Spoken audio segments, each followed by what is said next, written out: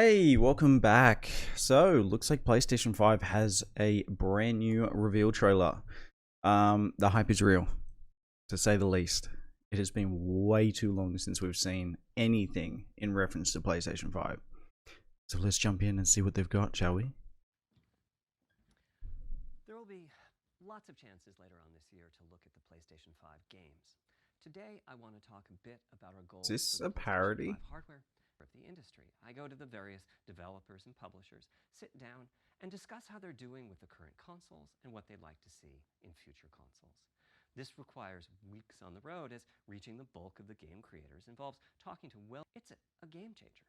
And it was the #1 ask from developers for PlayStation 5. Yeah, because they've As been you know, around we forever, know it's mate. probably impossible, but can you put an SSD in it? That was I'm sorry, what?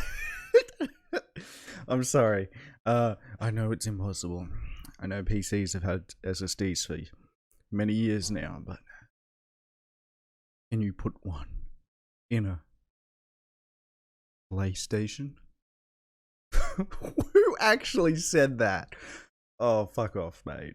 Now comes the fun part. We get to see how the development community takes advantage of that feature set. I'm hoping for the completely unexpected. Will it come from audio, ray tracing, the capabilities of the SSD, or something else? I guess we'll find out soon enough. Thank you for your time today. Wait. That's it. Mm-mm. Mm-mm. Wow. I think I just lost an hour of my life. Oh boy, was that sort of underwhelming, to say the least. Holy shit. And there wasn't even really that much that we got out of it. So let's just jump through and we'll have a discussion of sort of the different things. Because, look, there was a lot of fancy mumbo jumbo, but at the basics of it, let's see. So SSD. He was talking up his SSD speeds as 100 gigabytes a second based on his 100 megabyte a second hard drive platters. And saying that basically instantaneous loading for all games and stuff like that, bragging about you may even have to slow down the the load times just so it isn't too quick, too jarring.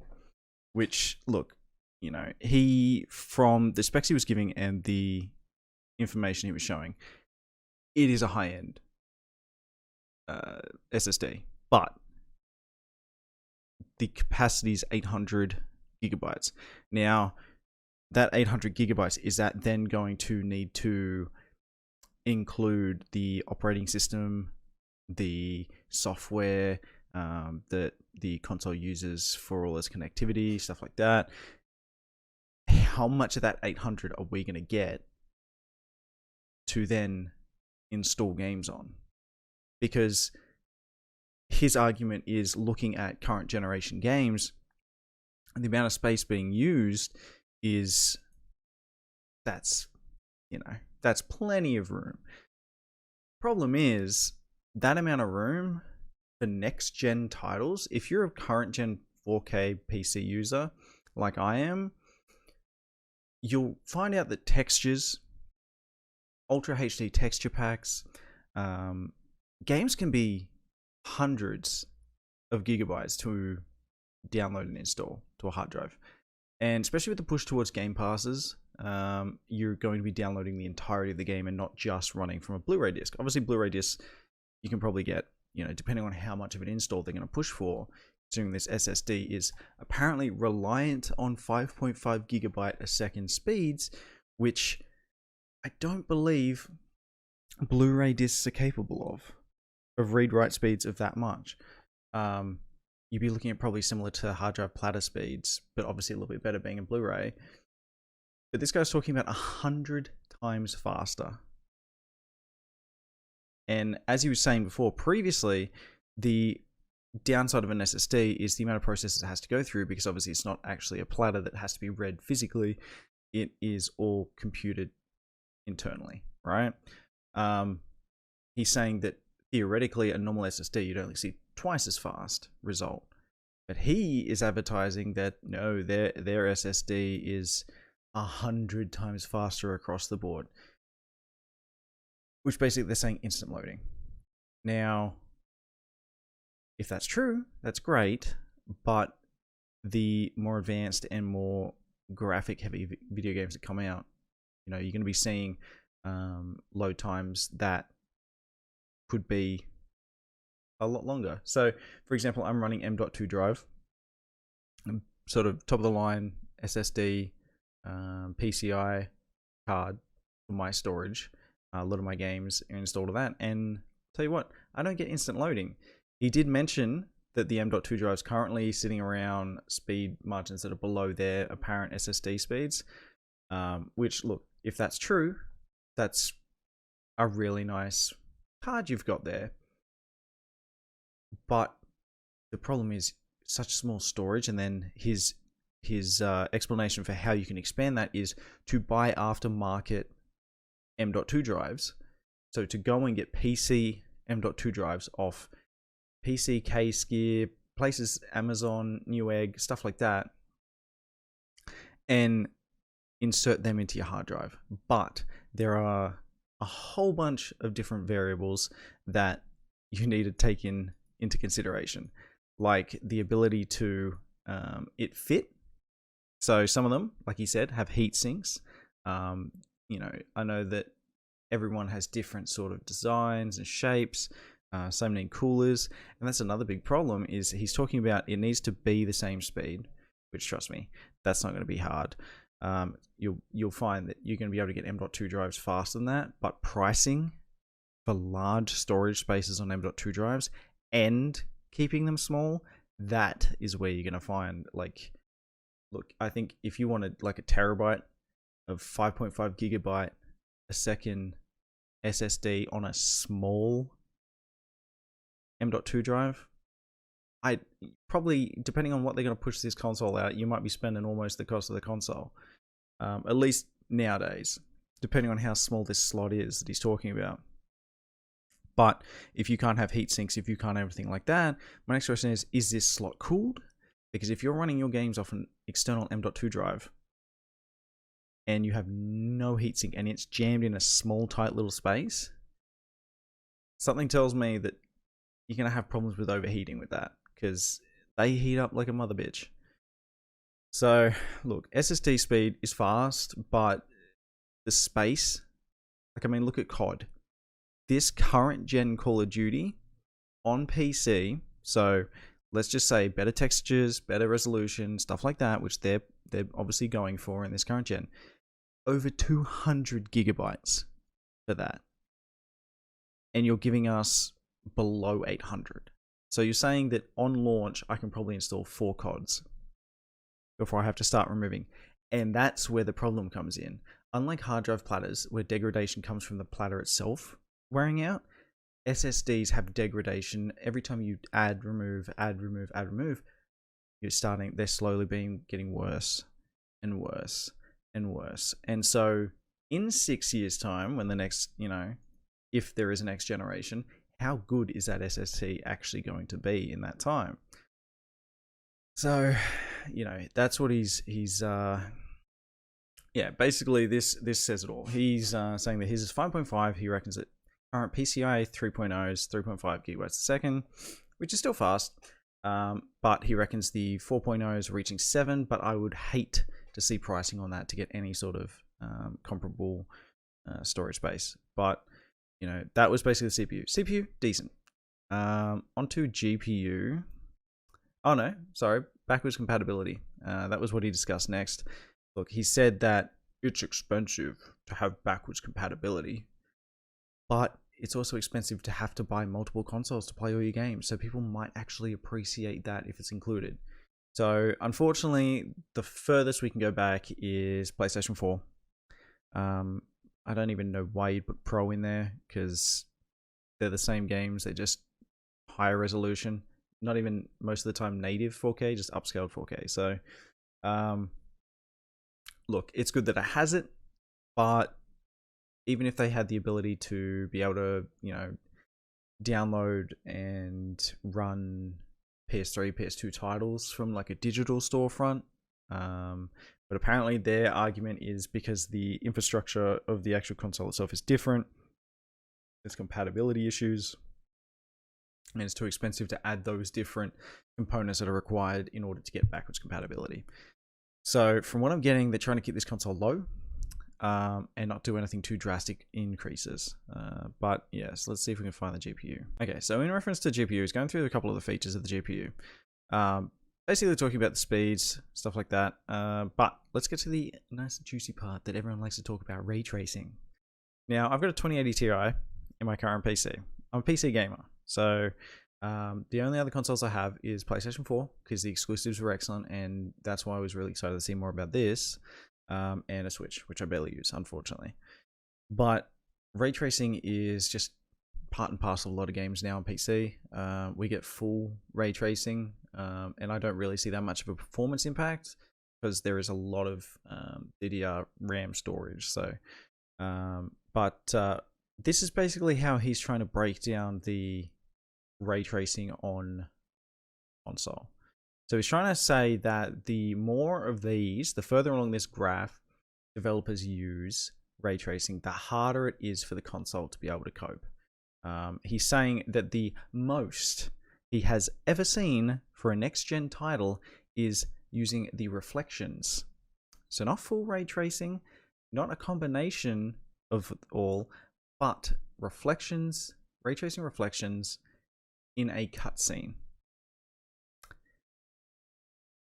So basically he's saying that in order to actually have ray tracing, you're going to have to sacrifice a lot of performance, a lot of visual fidelity in your game for the sake of it. You know, and he's saying audio is probably the minimalistic one, which, hey, that's great. I'm all for sort of that three-dimensional audio increase. But even global illumination, he was talking about like a fair chunk of performance drop, which is something that is pretty basic, but adds a lot of immersion. You know, shadows are always been graphically intense, but you know, I think you'd be lucky to get shadows ray tracing. I'll be very surprised to see any sort of ray tracing in high-end games, especially later in the cycle when things are expected to get better and better performance and visuals-wise. They're going to have to cut back on some things in order to get those benchmarks. And I think that this is one of them, because it's just a tag that they can say, hey, guys, we have ray tracing. Trust us. And yeah, they have the ability to do so, but how many developers are going to sacrifice performance for that? He's talking about power consumption, how basically at the end of the life cycle, God of War was just chugging power to just shove as much of that power into the GPU, CPU to get that performance that it needs to run the game. And obviously the sound coming from the PlayStation along the bottom of that graph indicates sort of how loud you'd be looking at it. Which, yeah, I think anyone can talk about their PlayStation taking off, especially God of War. I was running just the base model. I never invested in a Pro. I didn't see the benefit as someone who basically 4K games on PC. I wasn't going to buy a 4K console. But yeah, that thing, you could hell. Basically what he's talking about here though is allowing enough power to try and predict throughout the life cycle of the console to try and keep the end of the console cycle lower than this by basically changing, or is it? He's basically saying that by having more power than we need at the start, hopefully by the end of that cycle, it'll have the power spare for that performance. Problem is, he's saying then that in order to downclock, once we get to the actual GPU. Okay, and so this is basically the graphics card and CPU breakdown. So looking at it on paper, it sounds really good. In comparison, you're looking at 10.3 teraflops for the GPU is high. In comparison, you're looking at about, you know, anywhere between 10 to 13 teraflops for like a not overclocked 2080 Ti. So top of the range PC card, you're looking at pretty close, like a really high-end card. 2.23 gigahertz, really high clock speeds. You'd be having to overclock your GPU a fair bit to even reach that. So on paper, sounds great. CPU, I believe he said 8 cores at 3.5 gigahertz. Look, that's about, you know, a decent high-end CPU on a PC. Nothing wrong with that. And I think you're fine with gaming, unless the architecture is drastically different inside the console. Most of the computing power for visuals and graphics is obviously going to be in the graphics card. So having a more powerful graphics card, you're going to see better and longer performance increases over having a really good CPU and less powerful graphics card. Now, the problem is those are the speeds out of the box. He's then said that basically as games increase in performance, they're going to have to downscale the power outage to all the components to sort of meet supply and demand, which means that those specs there are basically what it can run at with full power. So the better the games look, the less power is being supplied to those devices, which means you have a degradation in performance numbers. So that's the best it will ever look when it comes out, and will only get slower as time goes on. So you could be looking at, you know, a mid to high end PC for, you know, games sort of early on, down to a mid PC range by the end of its life cycle. Which, hey, it's not terrible, but, you know, it could be worse. And then he went through audio, basically talking about, you know, how people hear differently, that they're going to try and do proper 3D surround audio, which is nice. I'm all for better audio, but that was it. That was basically it. It was just sort of running through a whole bunch of technical crap. Anyway, so now let's go and compare it to the actual Xbox specifications. Okay, so now we have the stats for the Xbox Series X and the PlayStation 5. So CPU, looking at 8 Zen 2 core, 3.5 gigahertz. Variable frequency, meaning, like I said, high performance requirements, less power, wind the power back so it doesn't overheat and explode. So 3.5. Looking at an 8 core, 3.8 gigahertz core for the Xbox. So Xbox is winning there. They have a more powerful CPU. As for GPU, 10.28 teraflops, 36 CUs at 2.23 gigahertz for the PlayStation. 12 teraflops, 52 CUs, but only at 1.82 gigahertz.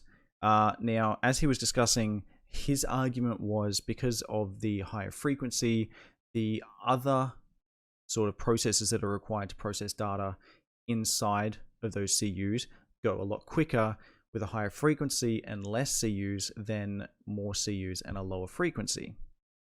That said, 52 to 36 is a lot. And if you're separating, if each of those are hitting a 1.825 gigahertz, then honestly, I think you'll find the GPU in the Xbox is going to be more powerful.